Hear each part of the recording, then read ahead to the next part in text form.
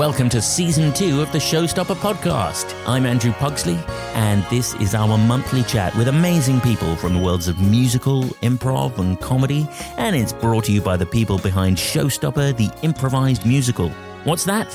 Well, it's exactly what it says on the tin. It's a West End show in which we make up everything. The songs, the dancing, the music, the scenes, absolutely everything is made up on the spot. Nothing is prepared in advance, and we have a jolly fun time doing it all. My co-host, confidant, and dare I say friend, Pippa Evans, is not here at the moment. She's not recording this intro with me because she's having a holiday. I know that's nice for some, but don't worry. She is in the rest of the episode, so you don't have to just listen to me for the whole thing. I have to say we have quite a treat in store for you. So back in December, Pippa, myself, and Showstopper Susan Harrison had a chat down in the Museum of Comedy with none other than the amazing Andy Nyman. You may know him recently from his turn as the lead Tevier in Trevor Nunn's incredible revival of Fiddler on the Roof. I had the pleasure of seeing that, and Andy Nyman was just breathtakingly brilliant, just absolutely wonderful. You may also know Ghost Stories, that incredible horror smash that's been in the West End. It's about to go on tour. There's a film version of it as well. Andy Nyman co-wrote that and co-directed it and was in the original production of that show. Again, just incredible piece of theatre. You also may know him through his collaborations with Darren Brown, who Andy Nyman has worked for on stage and on TV for years and years and years as a writer and director. And Andy, as you'll hear in the podcast, is an accomplished magician as well. And you might also have seen Andy Nyman recently in Judy, the Judy Garland biopic starring Renée Zellweger. I really love the film, but I have to say Andy Nyman scenes in that movie, if you haven't seen it, are just priceless. He plays like a Judy Garland super fan. I love the film, but Andy Nyman scenes were absolutely, like, hands down my favorite bits of it. He's just wonderful. As you can probably tell, I'm quite a fan of Andy Nyman, so it was such a treat to have a chat to him. And in fact, he turns out to be just a wonderful human being as well, and we had a lovely conversation with him. So, as I said, this was recorded back in December at the Museum of Comedy. Duncan Walsh Atkins was on keys for us, and our conversation started with Pippa attempting to assuage any Andy confusion in the room by making sure she used my full name when referring to me. Let's have a look.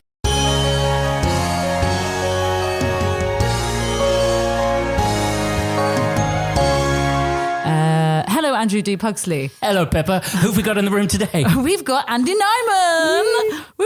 Woo! I wasn't going to cheer myself. Yeah, I know. Woo! And Yeah. I was thinking, because I think I'm still in live podcast mode, so I was genuinely expecting people to clap then, but it didn't happen. If it was live, you'd have had a similar sort of response. Do you think? I suspect. A bewildered silence. But not only Andy Nyman, we've got the fantastic Susan Harrison joining us. Hello. Susan M. Harrison. Susan M. Harrison. Pippa FM Evans. Oh, FM. FM. That's appropriate. Yeah, not MW. I remember your middle initials, segueing almost before we've even started the podcast into a showbiz anecdote when we were in Singapore, Pippa. Oh, yes. And we went on live television to promote our show in Singapore. We did the East Asia Breakfast News, which turns out has the largest viewership of any news program in the world, 25 million people. And they took our passports to get into the building at the door for security. And then without telling us, then when we appeared on screen, put little captions using our passport names. So rather than Pippa Evans appearing on screen was Philippa Frances Mary Bunce. And then me and Ruth got our middle names as well. It was Andrew David Pugsy and Ruth Elizabeth Bratt. Hilarious. It was. Also, they made us improvise when we really should have said no. Except they asked me and Ruth to improvise. Because I did say no. Because you did say no. But what they sat us so that we were on 3 stools. So Andrew was in the middle. So Ruth and I were improvising over Andrew's head. An awkward scene about noodles. Luckily, that clip has disappeared into the ether. Apart from a couple of screen grabs we have of our full names on Singapore AM. Maybe we should get on with chatting to Andy Nyman about his actual career and everything. So you have seen Showstopper, haven't you? I've seen it about 5 times. 5 times. Paid every time. I didn't tell you. It's not like I sort of went, I'd love to come and see Showstopper. No, I mean, it was just one of those things. And I'll be honest, because improv is always one of those things that is the potential for cringe is enormous. Oh, yeah. The first time we went as a family, it was a bit like, oh, should we go see this? I've heard it's quite good. Because we're massive musicals fans. Great. And could not believe how brilliant it was and you all were. I mean, it was one of those things where you just think, holy sh*. So then, yes, we came a lot. I've probably been about 5 times over the years. And I think the second time was probably like, all right, that's box. There's probably loads set up. Not from the audience's point of view, but I guess there's got to be rules that they follow and they can make it. But then went the second time and it was like, oh my God, they're just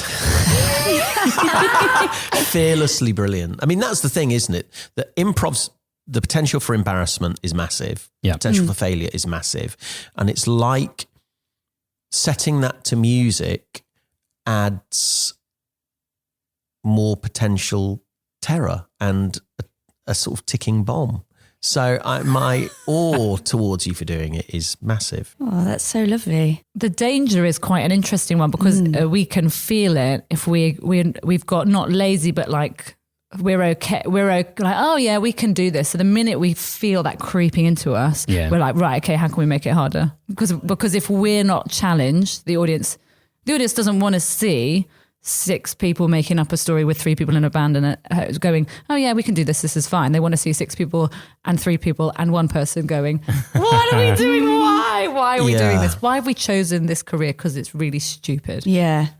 So it's like trying to find increasingly challenging and harder ways of doing it, isn't it? Every year we try and make our lives harder. So a strange choice. I realise you're supposed to be chatting to me, but I'm sort of intrigued and fascinated by you. So I just want to ask a question. Go for it. Which is, I'm intrigued that you said, why do we choose this career? So my thinking when I saw it was, so you're all actors and you're all MT trained or you're all in MT and you do this as well as, but I'm really interested to hear you refer to this as your career. So do you perceive yourselves as your profession is musical improvisers? We're kind of a collection of, some people are MT trained, some people are trained as actors, some people are trained as comedians, but there's like a lot of crossover and melting. It's like a melting pot, isn't there, of different types of improv and performance. And I think maybe the career thing is because it's actually the Venn diagram of where all of our skills meet. So it feels like a career because it's the one thing you're constantly pushing and challenging. So whilst we might be challenged, I'm going to write the song, we're doing other writing projects, acting with scripts, etc. But this is the one thing we all always come back to and go, okay, right, this is where we train, this is where we work. Yeah. And I do feel like the more you get into improvisation, the more it feeds into every area of your performance or your writing. So I think that also informs it. But it's interesting because I think your career as well is so varied. And it's amazing looking back at the range of everything that you've covered and everything you've done. But that's strange for me because I'm tunnel vision about my career.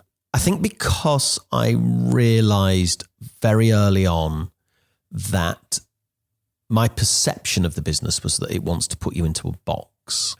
And for me, the only box that I ever wanted to be in, if that was the case, was as an actor. That's always been my obsession and the thing that drives me more than anything. So in my head, I am an actor. That's it. Everything else is a happy tangent or another creative sideline that I love and enjoy. Particularly, actually, the magic, which I've had a very odd relationship with over the years, and I adore it and I'm very passionate about it, and it's been a blessing in my life and within my family's life. But people are so obsessed about magic that, look, it's hard enough in the business if they know you sing. They're like, oh, okay, well, we won't see you for telly or for this film because you've done a musical. So when I left drama school, I did a couple of musicals in town and then realised, holy shit, I'm surrounded by brilliant actors who don't get seen for anything. And I looked at their CVs in the programme and I was like, this is all these people do. That's so weird. And I went for a casting for something, and the casting agent, this is going back I've been an actor 32 years, so this is probably 28 years ago. And the casting agent said, so what are you doing at the moment? So I said, I'm doing Lust, the musical that was on at the Haymarket. It was a musical of The Country Wife. Hold for applause, silence, no one's heard of it. But it was great. It was a really fun show. A disaster commercially, but a fun show. And And she said, what did you do before that?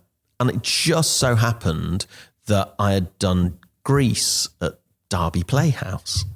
And I said, but I'd done loads of plays and stuff in between there, but those two had been back to back. So I said, I did Grease. And she went, oh, got it, you're a musicals actor.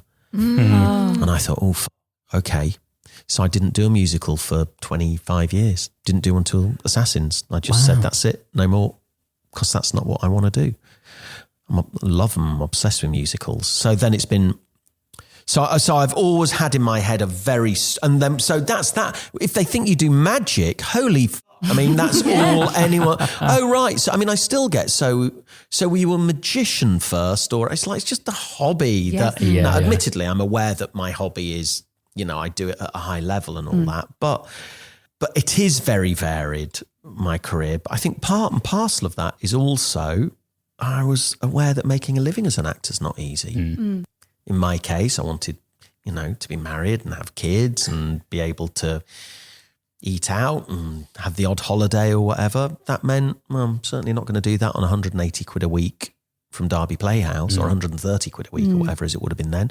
So how else can I do that? Oh, I'll start doing kids' parties, or I'll start doing this, or I'll start, So then it's the sort of the variedness has always been about not getting repossessed and trying to have a life. But I'm not being disingenuous to all the other things that I do, because I do love them and I'm very passionate about them all. But for my own headspace and my own career, I've really felt very much that I've had to be very strong with myself about that's who I am and that's what I do. That's so interesting. I came to see Ghost Stories and your Q&A, which was brilliant. I loved the show anyway. It's the second time I've seen it. And God, so this is at the Duke of York's or something? I saw it the first time at was it the Lyric? The Lyric, Hammersmith. And then I saw it more recently and it was even more terrifying, which was brilliant. Good. And we were sitting behind some really sort of tough looking teenagers who were so emotionally invested. It was amazing. And at the end they were like, I'm so shook. I'm well shook. It was amazing. That's so lovely to hear. It was really nice. It was really nice. But I loved what you said about wanting to make a show that was the art and something being financially successful. Art and commerce. Yeah. Shouldn't be mutually exclusive. Could we just give it a little bit of context for anyone listening who didn't have the pleasure of seeing Ghost Stories? Yeah, they still can. It's on, I don't know when this podcast goes out, but it's on in the West End till January the 4th. And then it's doing a 17-week national tour, its first ever tour. And I think the website is ghoststorieslive.co.uk or something like that. So Ghost Stories is a play that I wrote with my oldest friend, Jeremy Dyson, and we met when we were 15 at Jewish summer camp. And our friendship was born out of a love of horror films and horror comics and dirty jokes. Sort of, it has remained so ever since. And for years and years we talked about, we should. And for those who don't know, Jeremy is the fourth member of the League of Gentlemen. So he's the non-performer, but the writer, and he's also a brilliant writer of scripts and books and short stories, and very much admired. And so we'd always talked about, wouldn't it be wonderful to write together and work together? And then about 12 years ago, I hadn't done a play. I'd taken time away from theatre. I'd got really sick of it. I got sick of hearing just actors and directors just talking and talking and talking, just avoiding doing. It was dry. It's the opposite of what improv is. You've got to just get up and do it. Whereas it's very easy in rehearsals for people to just pontificate for hours. It's just like, can we just do it? Can we just run it? Let's just have a go and see what comes out of it. The last play I did before taking what turned out to be a decade away from theatre was in Chichester. And I had 2 kids by then. And it was like, why am I living away from home for no money?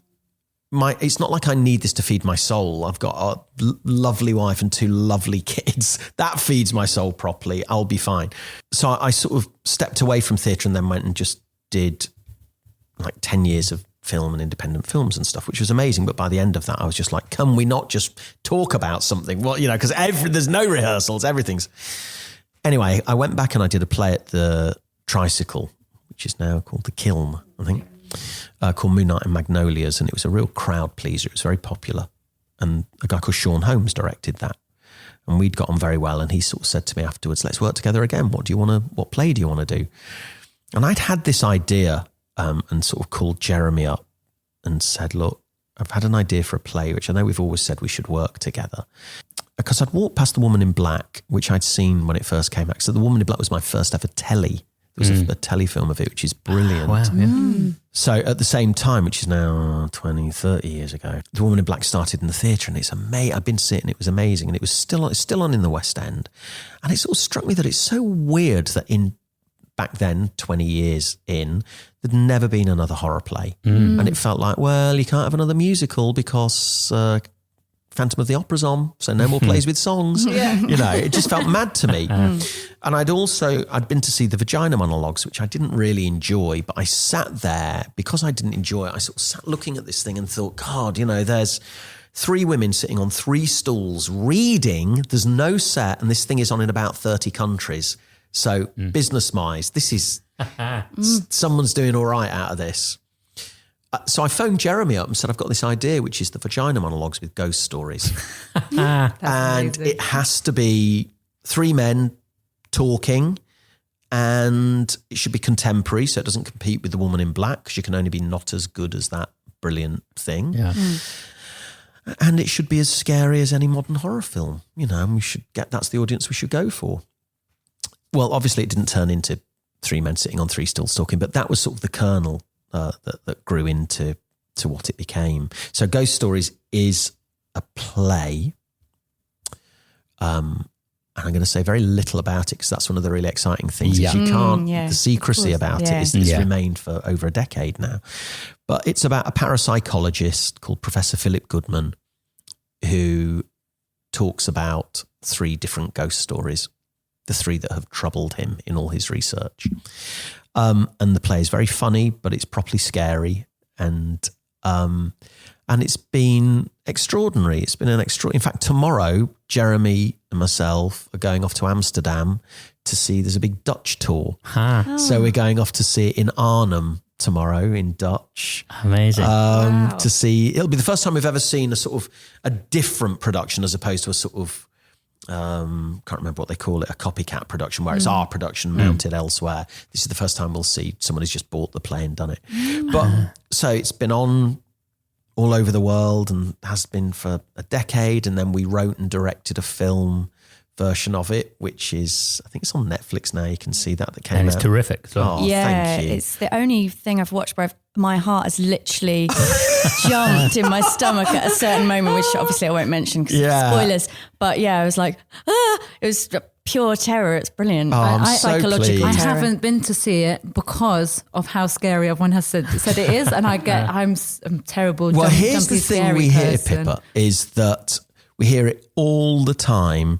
Is I hate horror, but I loved that. But you will.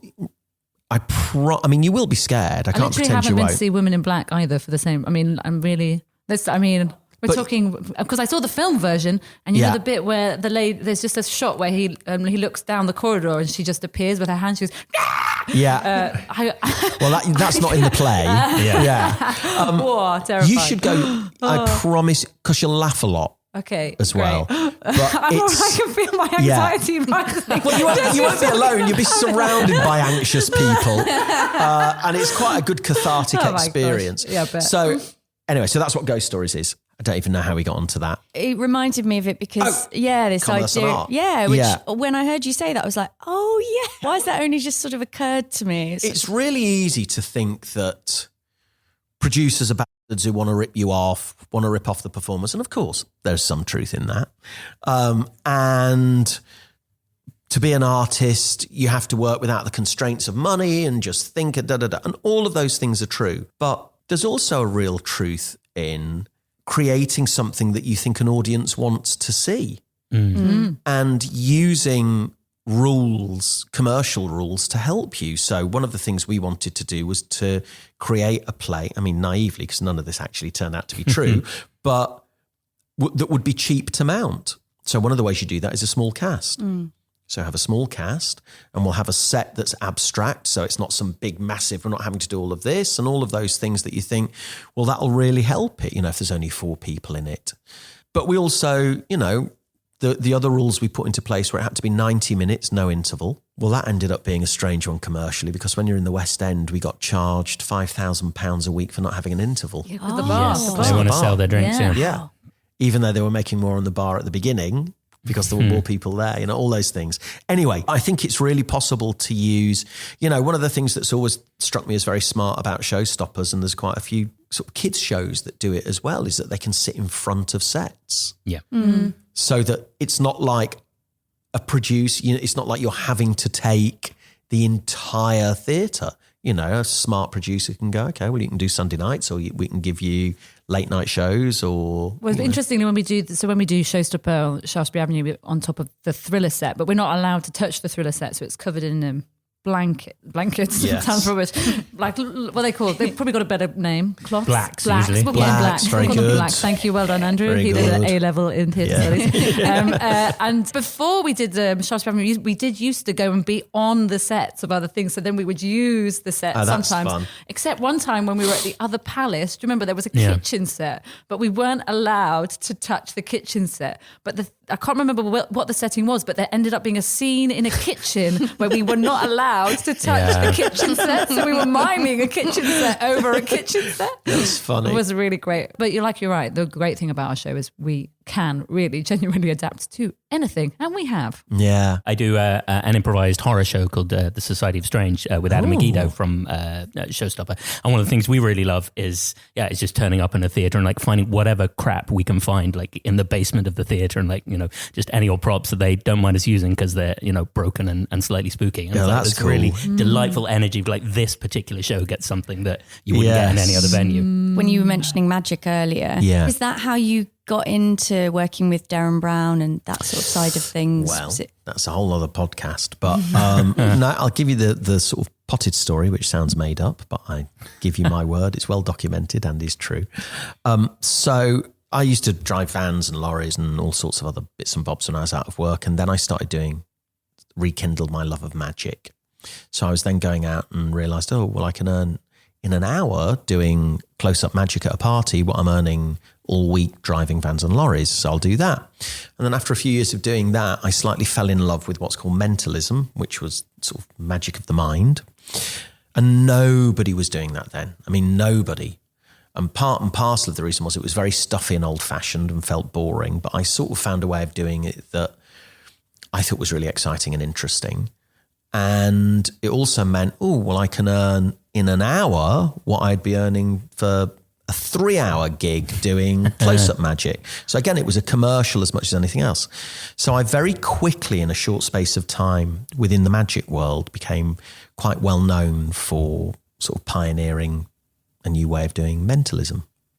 And then I got this phone call out of the blue from Andrew O'Connor, who then had a company called Objective Productions, who said, I mean, if this was the path you wanted, it's your dream come true. I literally got a phone call. I was outside the Wyndhams. I remember it so clearly. And he said, it's impossible to talk about Andrew without doing his voice. He said, hello, my name's Andrew O'Connor, and I want to offer you a 1 hour special on Channel 4 doing your mind reading. So I said, that's lovely, but I have no interest in that whatsoever. I'm an actor. That's what I do. And that's what I love. And I'm not, what would it take you for lunch? Talk about it. So I went for lunch with him and a chap called Michael Vine, who was the other owner of the company, who talks like Andrew, but sort of bigger. So the two of them, I had this wonderful lunch, but they thought I was insane because they were offering me what they thought it'd last about 5 years. And they said it'll be X. We think it'll be, if it lasts 5 years, it'll be sort of X amount of money. It was a load of money, more money than I had ever earned or thought of earning in my life. I was married, 2 babies, or a 3-year-old and a baby, and not really working as an actor much. And I said, no, it's not what I want to do. It just won't make me happy, which is the only thing I ultimately care about. And I said, but whoever you find, I'll write for them or direct them, or that's probably the smartest, luckiest thing I've ever said in my life. And about 6 months later, they called me and said, we've had a guy called Darren Brown. Have you seen him? Do you know him? And I had seen him at a magic convention. Like everyone else in the room, it was like the first time anyone had ever seen him. I'm very knowledgeable as a magician, and I sort of thought, what the is going on? Either those two people he's using are stooges, or I feel sick because I do not know. I know a lot and I don't know what's happening. Wow. So I'm really disconcerted. And I'd heard he was really strange and quite odd. And we'd met each other very briefly, and he was indeed a little bit strange. But I said all of that, and they said, well, I think we're going to do this special with him. I'd like to write with him and direct him. So they said, why don't you get together and see if you get on? Well, of course, he's gorgeous, hilarious, and so lovely, genuinely so.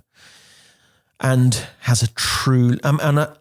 he truly is a bit of a genius. And I don't mean that in the American, oh my God, you're a genius way. I mean, he properly is just a remarkable thinker. And it was a very happy marriage of styles, really. I had this love of quite sort of traditional, old-fashioned material, and he had a sort of interesting cutting-edge way of thinking, and the two sort of married very nicely. And then, so that's now 20 years we've worked together. Probably a bit... Maybe a little bit longer, 21, 22 years. So I wrote and directed the first 10 years of... I didn't camera direct the TV stuff, but with Darren's performance and stuff. Wrote and directed the first 10 years of the telly stuff, up until Lottery Prediction was the last thing that I did. And then I've written and latterly co-written and co-directed with Darren and Andrew O'Connor, and directed all but one of the stage shows, including the one that's on Broadway at the moment. Amazing. Because, of course, Darren is a big Showstopper fan as well. Yeah, ask yourself who told him to go. Did you tell him or just tell him through your mind? Yeah, I told him through my mind. That's how we communicate. That and email. Yeah, reasonable. And I'm just wondering whether you directed the TV show that Ishani Parampanaigam was taught how to not have stage fright anymore, the pianist? Yeah. Yes. Wrote that with him, yeah. So Ishani was one of our MDs until about 2 years ago. really? Yeah, which was such a weird coincidence when Darren turned up to come to watch the show. Wow. And then there was Ishani, and it was like, what? Wait a minute. Worlds colliding. Yeah. I think that was... I can't remember what the series was. Trick or Treat, was it? Yeah. The conceit of the show, if I remember rightly, was that Darren was taking someone who couldn't play the piano and then hypnotized them into believing that they could, and had programmed a recital at the end of the week. Yes. So then she sat down without ever having played the piano before, and in front of 200 people suddenly began to play the piano. And the great twist for Ishani was, of course, is that she was a very accomplished pianist but had incredible stage fright. Yeah. And Darren was in fact doing the reverse throughout the whole week and making her forget that she could play the piano to try and take away some of that stage fright. Yeah, and I think it was also about a thing that Darren and I talk about a lot, which is refining the love in what you do. Yeah. And not taking it for granted, and appreciating... I mean, that's one of the things about acting that drives me insane, is the moaning. Yeah. So I have a couple of books. There's Golden Rules of Acting, and More Golden Rules of Acting has just come out. And I've written a thing in the back of More Golden Rules of Acting called The Actor's Contract, which is basically... You have to sign your name in the book and write your name. And it's basically tells you everything you know already. And the point of the thing is, don't moan. You know this. Going into it, you know it's going to be hard. You know it's going to be hard to make a living. You know you might not be famous. You know you might work your whole life and not be famous. You know you might be famous 1 year out and then never work again. Blah, blah, blah, blah, blah, blah, blah. If you don't like it, stop doing it. But don't be in a company and fetch about... how many shows you've got to do, how little they're paying us, blah, blah, blah, whatever it is. Because it's the fastest way to kill your love of it. And the only thing that keeps you going is your love of it. Because that's got to burn brighter than anything else, because there's so much pain and sacrifice otherwise. So it drives me insane. So always trying to find the love in what you do is a really important thing. And it's easy for it to feel sort of saccharine or glib or, a bit like, oh, that's easy for you to say, you're rich. It's bullshit. A, I'm not. B, I felt like that since I was 12. And look, it's not like maybe I am unbearable evangelical. Good morning, everybody. Things are great. You know, look, it's never cool to be positive. It's the truth. It's so much easier and cooler to be offhand and dismissive. But the reality is so much of that is about self-protection. Yeah, of course. It's about the risks become much reduced if you're like, oh, I always knew this would be oh, I knew this job wouldn't lead anywhere. Oh, I knew the director was a twat. Oh, I knew this was badly written. You're just constantly setting yourself up for a fall if you're optimistic about stuff, but that's fine. Yeah. Now, Andy, let's talk about musicals that we love. Okay. What's your favourite musical? It's quite hard, that, isn't it? Quite hard to single one out. Very hard. I do adore Grand Hotel. Do you?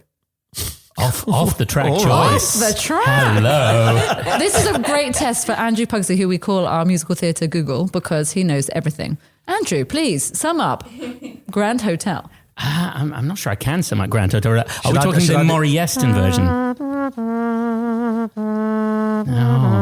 Harsh You broke Andy. I'm sorry, you broke Andrew. There are a couple of Grand Hotels. Are there? I believe. There's only one that I know, which is... There's a Maury Yeston one. I think that's the one, which is what I saw originally at the Dominion, I think, with Tommy Tune. And then it's revived at Southwark Playhouse a few years ago. And yeah. Hey, I got the composer right, so... Yeah. All right, should I need to be entirely. defensive, guys. All right. I just have to take a picture of this moment because this is the first time anyone's broken Andrew D. Pugsley. Wow. And I promise that wasn't set up. She didn't say so. This that one was doesn't know incredible. it. So I do love that. I love Assassins. So getting to do Assassins was something else. Amazing, yeah. And you were in the amazing Menier Chocolate Factory revival. This is Sondheim's 1990 musical, co-written with John Weedman, and originally an off-Broadway musical. Didn't come to Broadway until, I think, 2004. He's back with online. Neil Patrick. Thank God. Rain Man's back. Yeah. Along with our friend of the show and improv legend, Mike McShane. Mike in the concert as well. Indeed. First ever episode of this podcast. Oh, wow. That's right. Mike was amazing in the show. Mike was really brilliant in the show. So that was incredible to do that. What other musical? Look, I just went to see Tootsie for the second time. Oh, wow. So, and it's great. It's a great show. I mean, it's like a show that was written 20 years ago. Yeah. But there are some absolute bangers in there. I just loved that. I like a good tune. Yeah. So I'm not big on a lot of modern musicals, and a lot of modern British musicals kill me. Yeah. Loved Jamie. Thought that was great. But if I hear One More Time, I'm writing a musical. Now, I hate musicals. And I think I'm really going to, don't write a musical then, mate. Do something else, you know. But we love I say we as a family, you know, because I don't mean the four of us. the family adopted. my immediate family, you know, we love a good show. But I do like I loved Band's Visit. Thought it was a really amazing show, actually. And I did not think it would be a score that I liked. Because it's such a hypnotic show. But I sort of bought the CD because I had a good time. But God, it's a good listen. It's a really good listen. And this is the Band's Visit, David Yazbek musical, just finished on Broadway, several Tony Frosty. Tell me again about Grand Hotel. Grand Hotel isn't important right now. But the thing you have to know, Andy, as well, is that Sue came, which she said, are those bits that Andrew says about facts, are they recorded later and then inserted in? First time I listened to it, I thought that's what was happening. Because it was so quick and professional, but I've just seen it IRL and that was amazing. Yeah. Amazing / worrying. Oh, we often ask our guests, Go on. is there a part that you'd love to play that you know you could never play? Now, yes, there is. Always dreamt of playing Seymour. But I think that would be because that'd be amazing, wouldn't it? To cast them as older characters. I think I've passed that mantle to my son. Nice. Is he an actor? Yeah, he's in Ghost Stories. Actually. Amazing. Yeah. He plays the kid in the car. Amazing. Yeah. So I always wanted to do that. And that's one of the amazing things about having just done, not just, but Assassins and then played Tevye, is that there are so many things as an actor when you start that you think, oh, okay, I'd love to do that and do that. And then you suddenly think, oh, okay, they've just done a production of that. That's not going to happen. Or, am I probably a bit too old for that now? Or, no. So when a couple of things do land that you think, oh my God, I can't believe I'm getting to do that. It feels really special. But Seymour was, we saw it in New York a few years ago when they did the concert version with Jake Gyllenhaal and, oh my God, I've forgotten her name. The original Audrey. Andrew Pugsley. Come on, Andrew. Oh, Ellen Green. Thank you. Oh, thank you. She didn't need me. I'm the Bing. The Bing version. There you go. And it was absolutely incredible. It was incredible. Wow. Yeah, he was amazing. I'm so excited to see him in Sunday in the Park with George next year. Oh, yeah. I think we talked about Sunday in the Park with George on when we had Marcus Brigstock on before. It's only a Sondheim show where you can go like, this show has, 2 or 3 songs which are bona fide masterpieces, but then still go, it's quite a flawed show. It's not a great musical, but it's like... But I think the same about Into the Woods. Yeah, okay. I love it. Amazing Act 1. Act 2, not so sure about. That's what I love about Into the Woods is Act 2, I think. Yeah. So I saw Into the Woods when I didn't know Into the Woods. Yeah.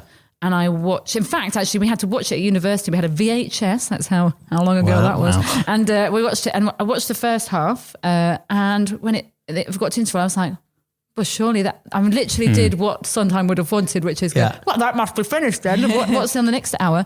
And it blew my mind at 18 years old that's what someone could do with existing stories and link them all in. And I love this. I just love the second half, like questioning everything that you've learned. Oh, I thought it was, I just think it's one of my favorites in the whole wide world ever.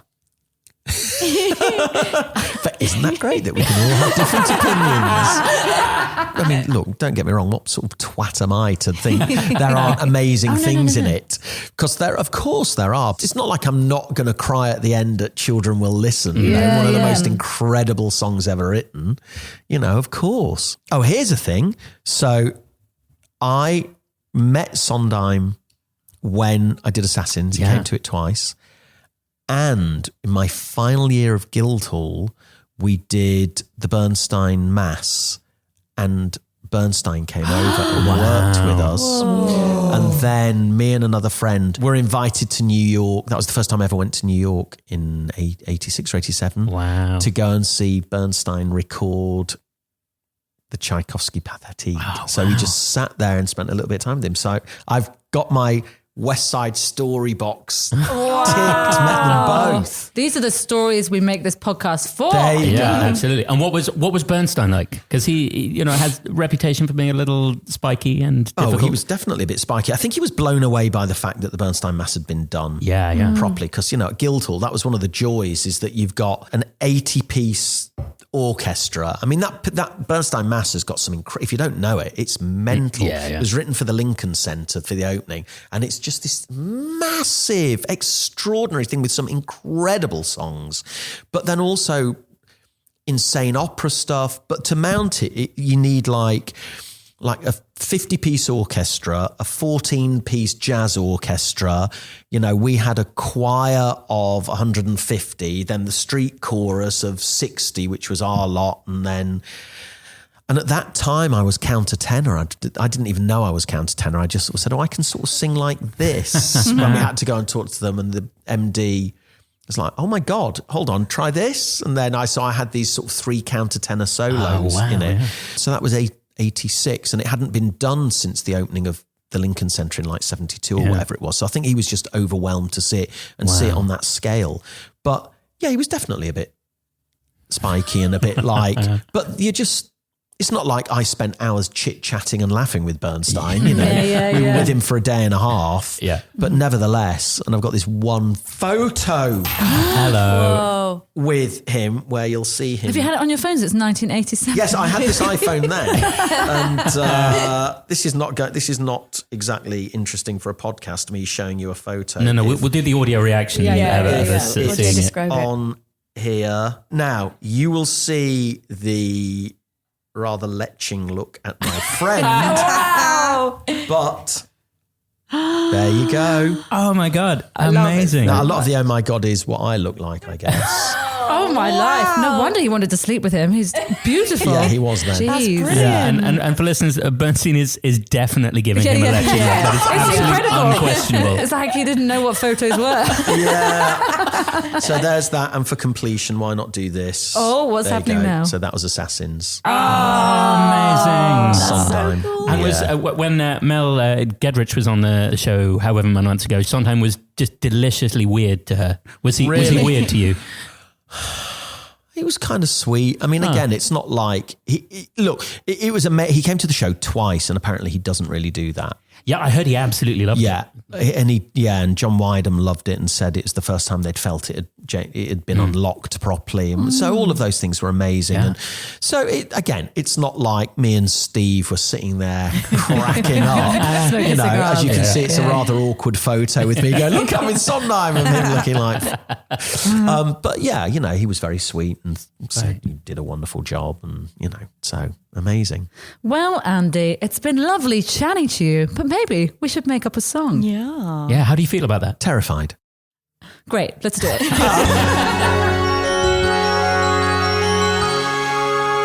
Hey, I'd love to hear a duet between the two chaps. Right, okay. What should it be about, Susan? About mountaineering. Yes, What do you mountaineering. feel about mountaineering, Andy? Marginally less terrifying than improvising Great, a song here we about go. mountaineering. They say, if there's a mountain, you've got to climb it.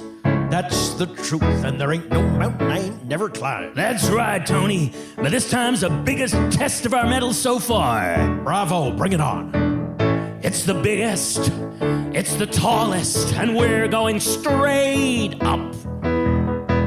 Grab your crampons and your boots. This mother looks real tough. But I'm gonna be tethered to my best pal. He'll be with me should I fall.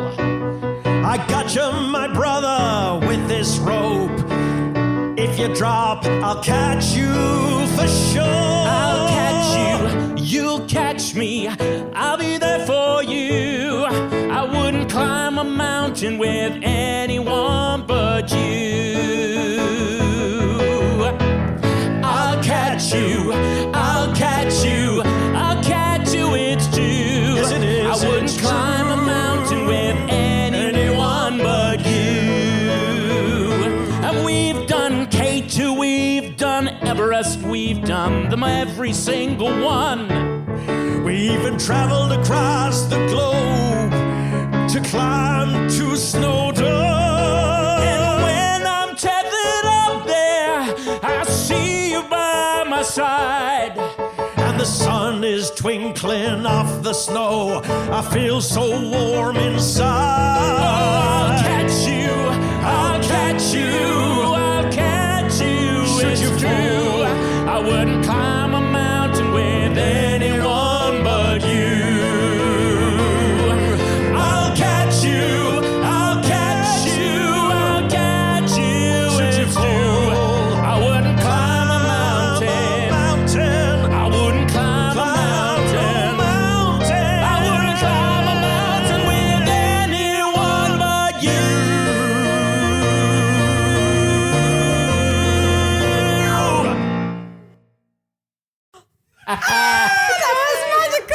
That was so beautiful. Good. So good. Wow, I mean, I'm like shaking. How do you Brilliant. do it? Brilliant. I particularly enjoyed the look you gave me when I named a couple of mountains. And I got this look of pure hatred from Andy. He's like, I'm not naming any more Thank you mountains. so much for giving us your time. Yeah, thank you Thank so you. much. I've really, really enjoyed it. Do you have anything you want to promote or people to follow you anywhere or any of that kind of stuff? Ghost Stories is on, as I say, till January the 4th in the West End, and then it's touring. So you could look at ghoststorieslive.co.uk. My books are Golden Rules of Acting and more Golden Rules of Acting, but you don't have to be an actor to read them. They're just about keeping your head together, and they're fun reads. And that's it. This has been really, really, really good fun and lovely and a little bit terrifying, but actually not quite as terrifying. Now I've finished it. Quite exhilarating.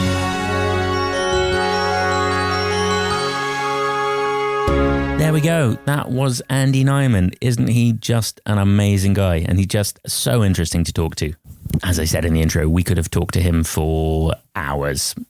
Maybe we'll get him back another time, have another chat with him. So, for the record, Grand Hotel, the musical. Grand Hotel is a musical with a book by Luther Davis and music and lyrics by Robert Wright and George Forrest, who are famous for setting the music of Borodin to a story in the musical Kismet. Now, I said in the episode there were two versions of it, and that is sort of right, but mainly not really. It turns out Wright and Forrest's first stab at the musical was in 1958. It premiered out of town but was not successful and so never made it to Broadway. It was subsequently remodeled in 1989 for a Broadway opening with additional music and lyrics by Maury Yeston. And that's why I thought there were two shows called Grand Hotel, one of which was by Maury Yeston. In fact, it's just two versions of the one show. And I'm sure we can all sleep much better at night knowing that we all now know that. If you enjoyed this episode, you could help us out by giving us a 5-star rating on iTunes or wherever you get your podcasts, giving us a little review, or even better, recommending this podcast to a friend. Also, get in touch with us on Twitter at The Showstoppers, Facebook /The Showstoppers, Instagram at Showstopper Musical, or you can go to our website, showstopperthemusical.com. Send us a little message. Do you have an idea for an amazing guest? Are you an amazing guest who would love to come on the podcast? Are you able to point out some more musical theatre facts that I should be ashamed at having got wrong during an episode? Let us know these things and more, and we look forward to tickling your eardrums again next month. Okay, that's it. Bye.